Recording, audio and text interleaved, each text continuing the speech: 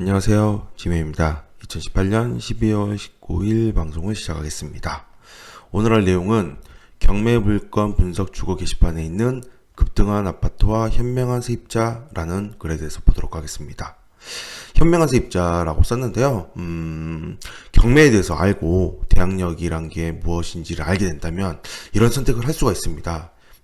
이런 선택을 하냐 안 하냐에 따라서 좀 다른 결과들을 볼 수 있는데요. 자, 영등포구 당산동에 나와 있는 아파트입니다. 물건을 보도록 하겠습니다. 먼저 매각 물건 명세서를 보면요.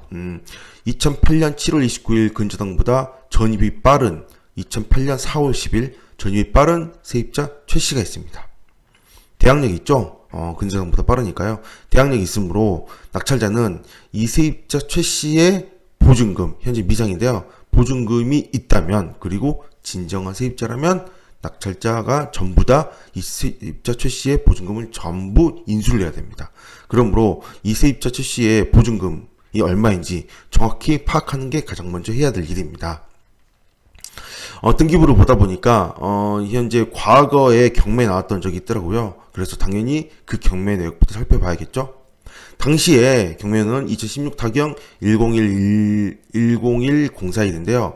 당시 현황 저서서 내용을 살펴보면 이런 내용이 있습니다. 그때도 최 씨와 동일하고요. 그때 보증금 2억 2천만 원이라고 표시가 되어 있습니다. 자, 현황 조서서는요. 현황 조사관이 물건을 가서 현황 조사를 하면서 얻었던 정보들을 기록하는 곳인데, 보다시피 보증금 및 확정일자는 임차인 진술에 의함으로 써 있습니다. 진술이기 때문에 일단은 이 금액이 진짜인지 아닌지는 알 수 없지만 당시에 최 씨는 2억 2천만 원이라고 말로 언급한 걸로 보여집니다. 자, 당시 경매 때도요. 이렇게 2억 2천만 원이 보증금이 있었는데도 불구하고 대항력이 있는 세입자가 있는 상태에서 경매가 진행이 됐었죠. 당시 경매는 5억 2천이 시작했었는데 2.2억이 인수상이므로 3억 이하로 입찰을 하겠죠. 물론 5.2억이 시세인 경우입니다. 그런데 3억 이하로 입찰을 해야 되는데 당시에는 4억 6천3백에 누군가가 한 명이 들어와서 낙찰을 받았습니다. 당연히 3억 이하 입찰이니까 이때도 유찰이 돼야 됩니다. 유찰이 돼야 되는데 한 명이 권리 분석을 잘못했든지 아니면 세입자라고 안 보고 들어온 건지는 모르겠으나 어쨌든 들어왔었습니다. 근데 취하가 됐었죠. 이게 왜 그랬는지 일단은 그 문건 송달 내역을 봐보면 낙찰자는 당연히 어떤 이유라고 매각 불허가 신청서를 했는데 당연히 안 받아줍니다. 그런데 탄원서를 제출을 했는데도 불구하고 어쩌고 했는데 매각 허가 결정 정보원이 나왔고요. 그리고 유치권 신고서 제출, 매각 허가 결정 취소 신청 제출. 아무리 제출해도 소용없습니다, 이거. 이렇게 인수상이 있는데도 불구하고 이렇게 입찰한 사람을 취하를 매각 불허가 해준다면 당연히 그 이후로도 이런 일들이 종종 발생하니까 법원에서는 이런 걸로 취하를 아무리 해도 신청해주지 않습니다. 그런데 채권자 신용보증기관에서 취하서를 제출했었네요. 이유는 모릅니다. 왜 이렇게 되는지 모르겠지만 어쨌든 채권자 신용보증기관에서 취하를 제출함으로 인해서 이 낙찰자 받았던 사람은 보증금 4,160만 원 정도 되죠. 4,160만 원 정도는 보증금을 돌려받았습니다. 아마도 신용보증기금에 무슨 작업을 하지 않았을까. 4,160만 원을 다 날리느니 어느 정도 좀 돈을 써서 좀 취하한 게 아닐까 싶은 생각도 드는데 추측일 뿐입니다. 알 수는 없겠죠. 문건 또 여기에는 표시가 없는데 낙찰자는 한 곳장도 제출했었습니다.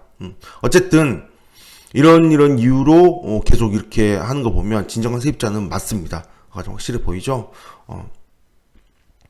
그리고 현재 상태의 전세 가격, 실거래 시세를 봐보면 보다시피 엄청납니다.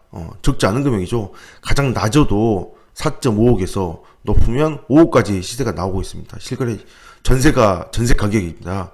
근데 이 세입자 최 씨는 2008년도에 진입을 했죠. 2008년도에 전입을 해서 현재 18년도에는 5억 정도 시세가 나와 있는데 2008년도에 전입했을 당시에 2.2억의 전세를 살고 있었고, 그리고 당시에 보시면 2008년도에 전입하고 나서 근저당 이렇게 쭉 들어왔었습니다. 이렇게 쭉 들어왔기 때문에 세입자 최 씨는 증액을 했을까요? 과연?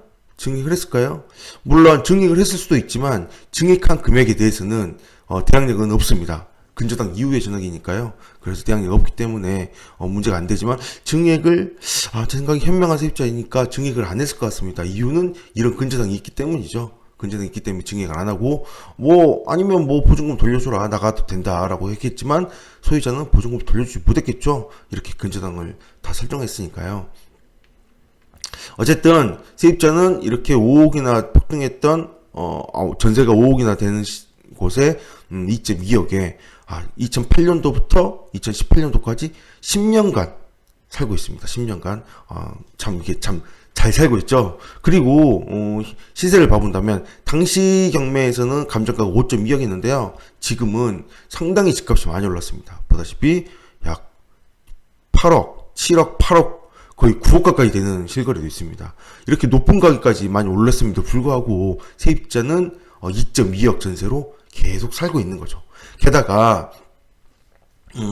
현재 지금 최저가는 4.76억인데 굉장히 2.2억을 인수를 한다면 6억 9천이 되니까 6억 9천 정도가 되니까 6억 9천이면 낙찰될 수도 있겠죠. 그러나 이번에 낙찰받는다 하더라도 세입자는 2008년도부터 2년씩 계속 더한다면 2020년 4월까지 그러니까 현재 시점부터 약 1년 5개월 정도까지 계속 2.2억에 살 수 있습니다. 그래서 세입자 최 씨는 현재 진행 중인 경매 물건에서도 이렇게 권리 신고를 하지 않은 것입니다. 대항력 있는 세입자니까요. 그러므로 계속 살 수가 있는 거죠. 그래서 이 물건은 낙찰을 받게 되면 세입자가 2020년 4월까지 계속 살 수 있는 물건이므로 아무래도 현재 들어가려면 당연히 현찰을 많이 필요합니다. 세입자가 있는 상태니까 현찰을 많이 써야 되는 물건이고 그리고 또 하나 생각 꼭 해야 될 거는 당시에 현황조사가 2.2억이었지만 그 이후에 증액을 했다면 근저당 이후에 증액한 건 상관이 없습니다. 상관이 없으나 이 2.2억이 만약에 착각으로 잘못 얘기를 했다면 예를 들어 2.5억이나 3억이었다면 인수하는 금액은 2.2억이 아니라 2.5억이나 3억이 될 수 있으므로 당시에 보증금이 2.2억이 맞는다라는 거는 확인을 한번 꼭 해보는 게 좋겠죠. 실수를 하게 된다면 큰 보증금을 날릴 수 있으니까요. 예. 상당 크죠. 4,670만 원의 보증금이니까 4,768만 원입니다. 보증금이니까 입찰할 때 2.2억이 인수가 맞는지 정확히 한번 확인을 해 보신 후 입찰하는 게 좋을 것으로 보입니다. 게다가 이 물건은 인수상이 크고 게다가 또 현찰도 많이 들어가는 물건이므로 현찰도 많이 들어가는 물건으로 이게 본다면 4억 7,600에 낙찰한다면 이게 전부 현찰이죠. 전부 현찰에다가 나중에 2.2억 인수에 2020년 4월까지도 기다려야 되므로 참 약간의 리스크가 있는 물건으로 보이므로 입찰할 때 조심을 해야겠습니다. 이 세입자 참 현명하죠. 또 본인이 들어가고 난 이후에 근저당이 이렇게 들어옴으로 인해서 세입자는 계속 대항력 있는 세입자가 되고 권리신고를 계속 하지 않음으로써 10년 다 합치면 약 12년 정도까지 계속 아주 적은 전세금으로 살았으니까요. 물론 만기가 되고 나서 2.2억으로 어디 이사 갈 곳이 있을지는 모르겠습니다. 워낙 많이 폭등을 했으니까 단지 오랫동안 낮은 전세로 살아온 것 자체가 이미 큰 이득이 아니었을까 싶은 생각입니다. 네, 오늘은 여기까지 하겠습니다. 감사합니다.